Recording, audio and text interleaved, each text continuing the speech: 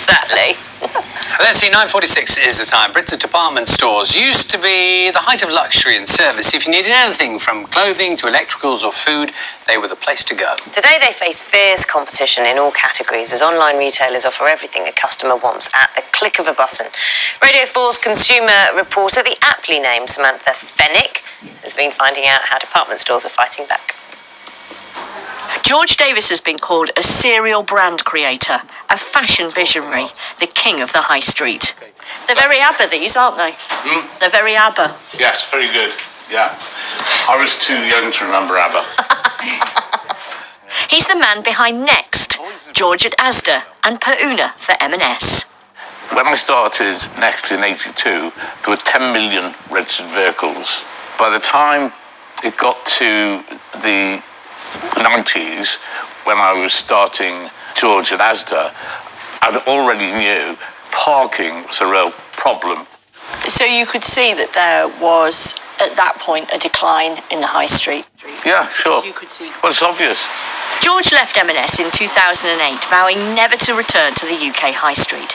He said it was no longer a place to make money. 10 years on, and he's changed his mind.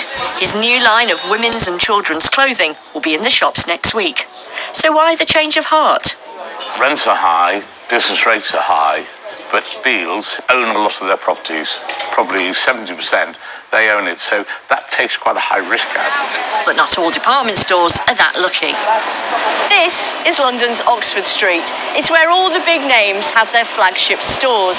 But the buildings are big, with too much unprofitable space. House of Fraser have asked their landlords to reduce their rent, and the likes of Debenhams and Marks and Spencers are closing stores completely. Costs are going up for retailers, and shoppers want to go online because it offers convenience. They can get the lowest prices, and they get the lowest prices because those operators don't have the same kind of costs as a physical stores. The government is concerned about the state of the UK's high street. It's just set up a special panel to investigate how best to adapt to the changes in the way we shop. It's being led by Richard Pennycook, the chairman of department store Fennick. Department stores are about theatre and service, and those are things that can't be replicated online.